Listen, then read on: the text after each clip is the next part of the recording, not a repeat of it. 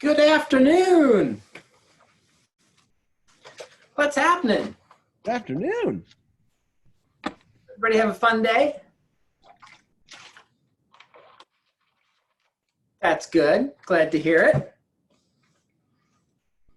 It's funny, after 7 weeks of this, I now just hear the answers in my head when I ask questions. I'm just answering on your behalf. My day is awesome. I love that. Woo! Full pivot, baby. Wow, what a great day. Yahoo!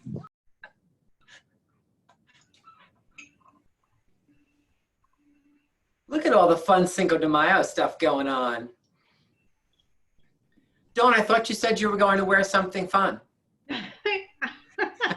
Couldn't find anything. All righty. So we have just a couple of things to go over at the end of the day today. First and foremost, I think we have our shift winners from yesterday or from the last 24 hours or however we're doing that. Yes?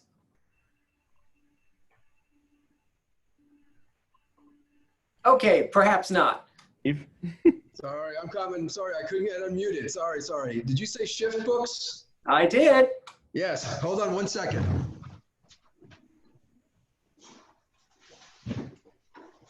All right, while we're waiting, let's name the birds behind him. What do you think their names are? Oh, he's back. There. Jekyll and Jekyll.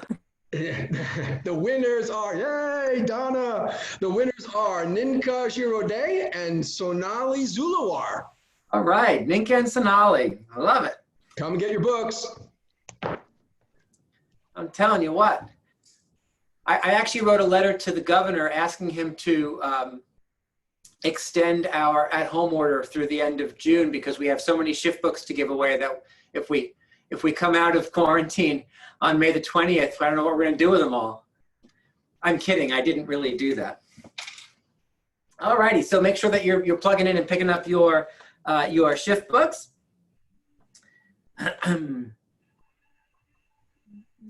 So not to bore you with this form every single day, but I did have another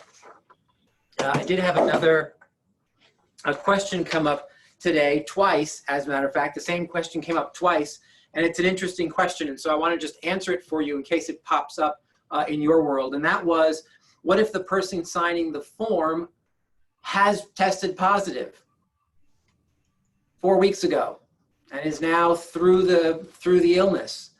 What do they do? Can they not sign it? Can they? And it's a really valid question because we do have some clients who fall into that category of I have had it and now I'm fine, but what I want to make sure I'm signing my name to something that's truthful. So what the solution for that right now is just to have them, if they so choose to disclose, have them put a little asterisk next to have not tested positive, and just writing at the bottom, I had tested positive on March 27th and am through the illness and better. If they've had another test now saying that they're negative, they could certainly write that in there, that they were positive and are now negative. However they choose to do that. I'm not going to give any more guidance on that because what I want you to do is utilize your clients' thoughts about how best to describe what they have been through on this document. So if you have any specific scenarios that don't seem to fit into that solution, just give me a call and we will figure it out. But that's how I'm suggesting we solve that for the time being.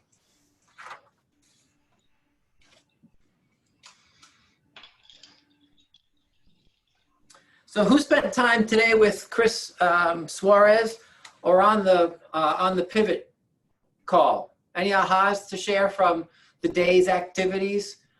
I wasn't able to be on Chris today. I heard he was pretty awesome, as always. Anybody on the Chris Suarez call? I guess he was brilliant without us today. We'll have to see if we can't get get the recording on that and get you some ahas. And what about the first pivot call? Any ahas that anyone took away from the first pivot call?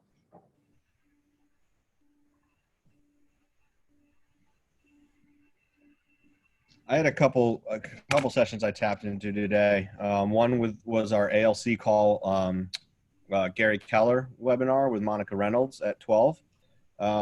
He asked two questions, or he had two notes that I took that I thought were really powerful. The first is, when you're anchored to the way things were, you can't see how things will be. I thought that was really powerful, especially with everything kind of going on right now. And then the other questions that he asked, which is a question that he kind of figured out like in his first year in business, when he went through a major market shift, was, are you planning to be in this for the long haul? Like, are you planning to stay in this business? And if so, are you willing to do what is necessary to make that happen? And he was telling a story about how some of the old timers in his office when he first got started said that they were just going to wait out the interest rate hikes that they were experiencing at the time. They were just going to wait out the market and that they would get back into it. And he said within a year, almost all of those people were out of the business. Whereas he didn't know any better. And so he just kept doing what he did. He didn't do any business, but he kept working. And, as soon as they figured out ways to do business, he was there doing business again. And so he was able to start in that market when everybody else who had been in the business a long time was getting out. I thought that was really powerful. Love that. Gotta love So that. I see an aha from you from Chris Suarez. Did you want to tell us about it? Yes, I was just finishing the sentence. And the reason being is that because the basis of Tell us what it is again. Practice delayed gratification. He does that with his children because he was raised in such an environment that whatever he was asking for, the answer from his parents was no. So he was saying that at the basis of every bad habit is actually the need of instant gratification.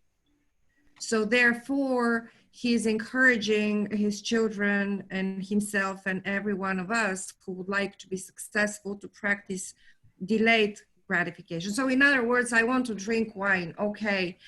Ask yourself again 3 hours down the road and then 3 days down the road. And if you still want this freaking wine, just go for it. But if you can find a way to delay it and postpone it and say no to it and focus on what really matters to you and will help you, that's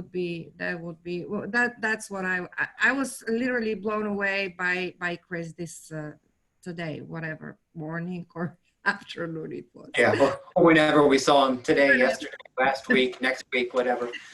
Right, but what a great concept of delaying gratification, right? Because delayed gratification is the answer to it all, isn't it? Is the answer to it all. You're trying to lose weight and you want to have a donut? Drink a glass of water instead. That's a version of delayed gratification, right? You can try and convince yourself that the glass of water is a donut. It typically doesn't taste the same, just PS. How did you know I wanted a donut? Right? Because it is, I mean, when you talk about the basis of every bad habit is instant gratification, there's nothing truer than that. Nothing truer than that. What else? What else from today? The bold pivot was incredible. 31,000 people on the call. What I took away from it was focus on the plan and not on the problem. Get yourself into action and do 40 conversations a day, 20 texts, 20 calls, 2 to 3 handwritten notes each day. Yeah, that was Fiona just gave us a whole bunch, right? The doubling down, when they talk about double down on leads, they weren't kidding about doubling down, right? 40 communications, 2020 and 2020, 20 phone conversations and 20 text conversations to set a standard for doubling down on getting business, right? It goes back to what Dan was talking about before in that conversation with Gary, is that if you're not willing, when there's less of something out in the world, you've got to do twice as much to find less. That's just the reality, right? And so doubling down really means doubling down. And I don't know why I was surprised on that pivot call when they said, all right, well, here are the numbers. I'm like, oh, double really means twice as much this time. That's interesting.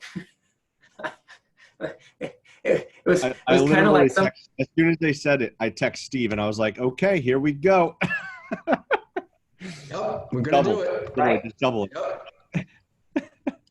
But it's kind of like what Diana said yesterday, right? Diana said yesterday. So I'm curious. This year, did spring follow winter? Well, yeah, just like every year. And so doubling down doesn't mean find an extra person. It means do twice as much. It means double down. And I don't know why that was such a shocker to me, but that was my big aha, that double means twice as much. So I took all these notes, and the big one is double means twice as much. So if you didn't realize that double means twice as much, please note that, make that shot, right?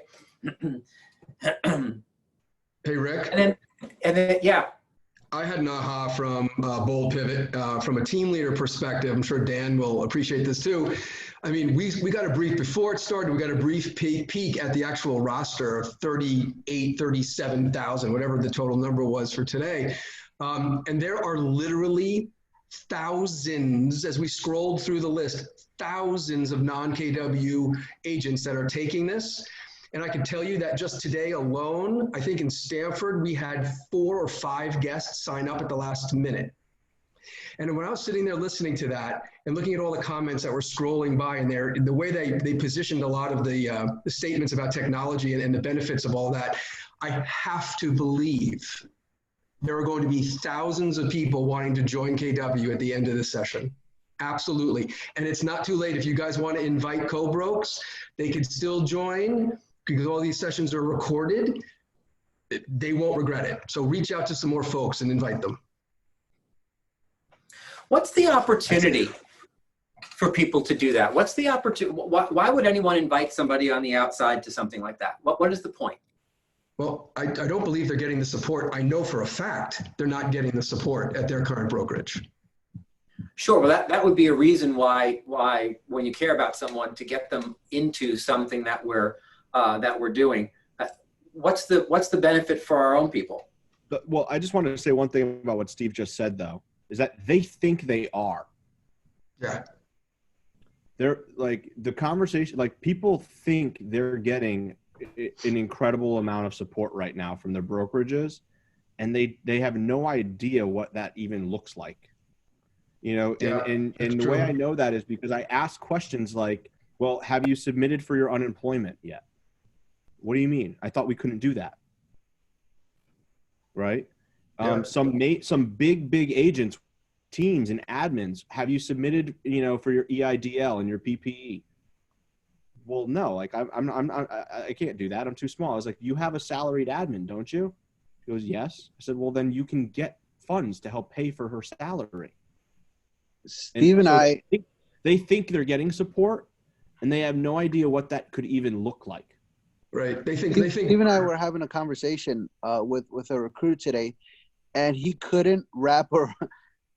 I said to him, we were telling him, you know, the culture is like, let's do this together. We were talking about the mastermind that Jeannie and Todd had, I think, yesterday, and he just couldn't wrap his head around it. He's like, what do you mean? Like, yeah, like helpful. Like, you had top producing agents sharing how they do their listing presentation. I was like, yeah, we had like 90 people listening in. he didn't know where to put himself.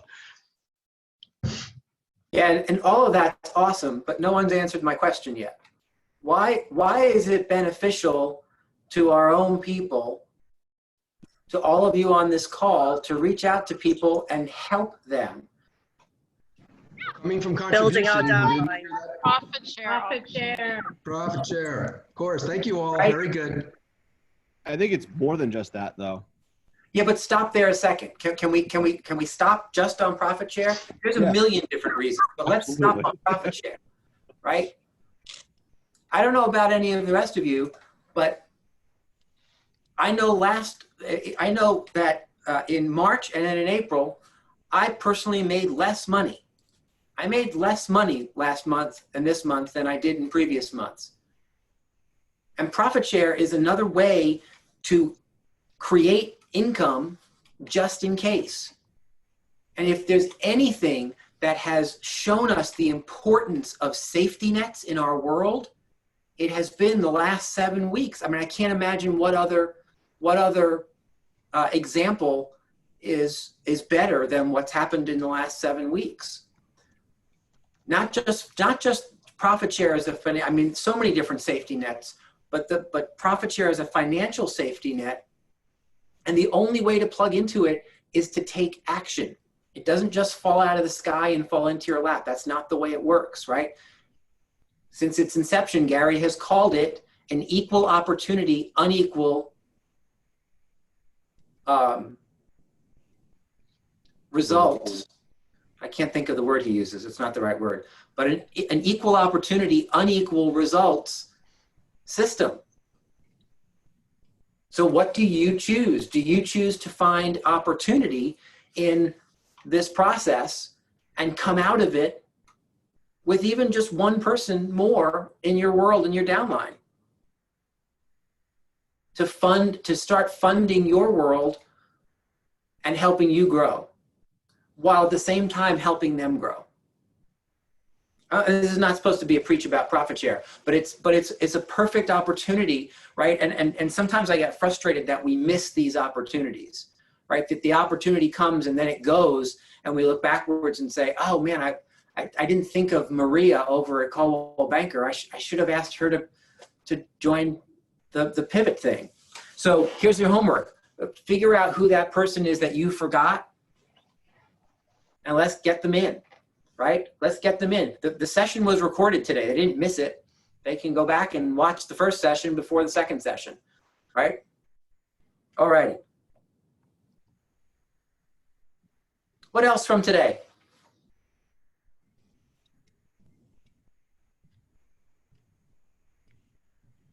Can I say one more thing about that? About, yeah, of course. Like our people.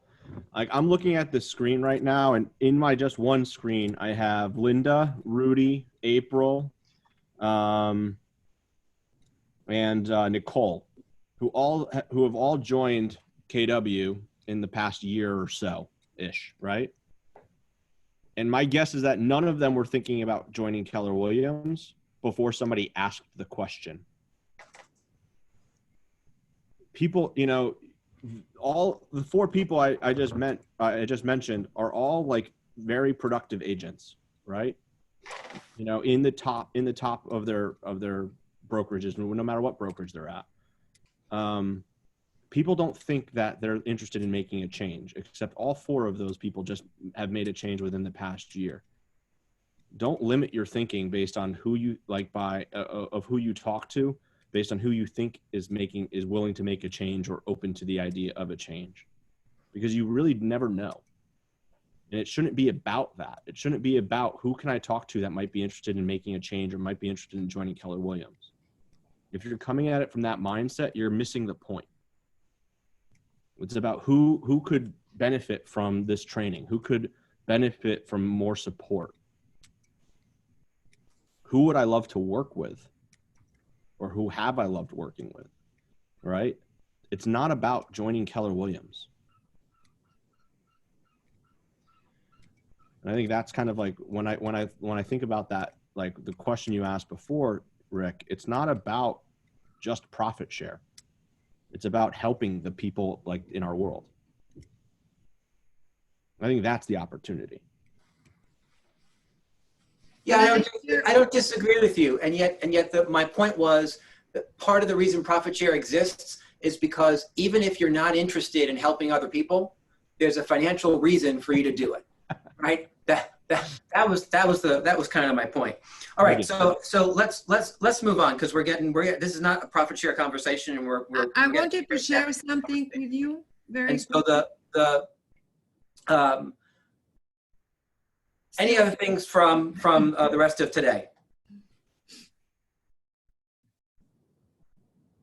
Well, what I wanted to share has something to do with what we do as Keller Williams as a group, because my energy yesterday, thanks to Diana, changed in a way that I put together an email about Bolt, and I sent to 30 agents.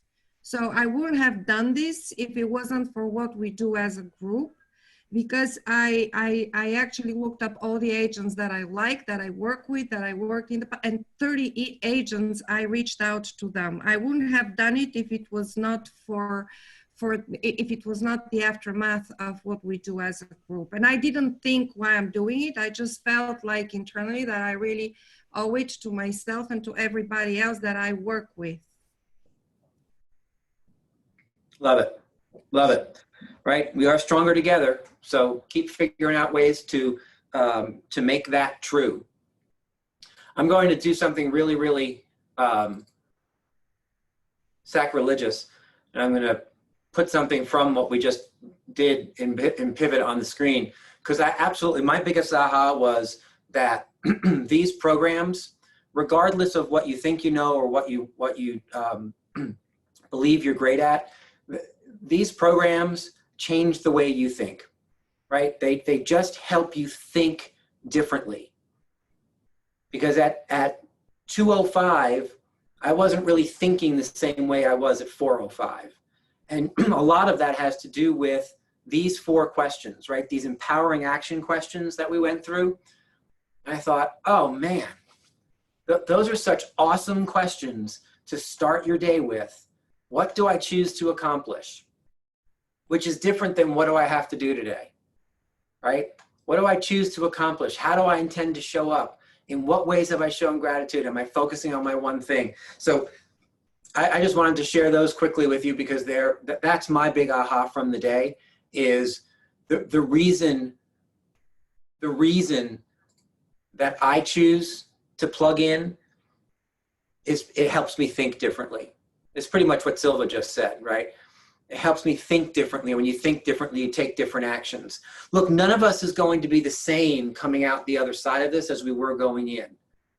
Individually, personally, professionally, your business, our company, everything's going to be different coming out the other side. The exciting part is that we get to choose what it looks like. We get to choose how we come out the other side.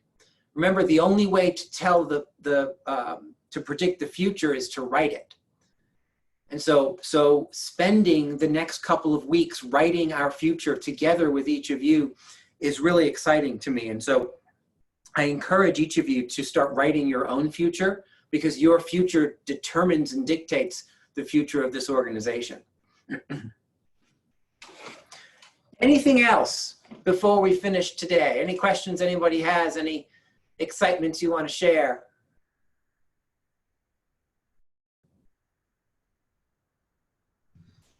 Rick, I took something away from the Gary Keller call today. Yes. He said survive and thrive. It's not survive to thrive. It's not a 2-step process. It's all done at the same time. And that was definitely a gold nugget because it's easy to hear it and just think, okay, get through this and then go ahead and do well. But we need to be doing well right now to do that afterwards. So that was a good piece.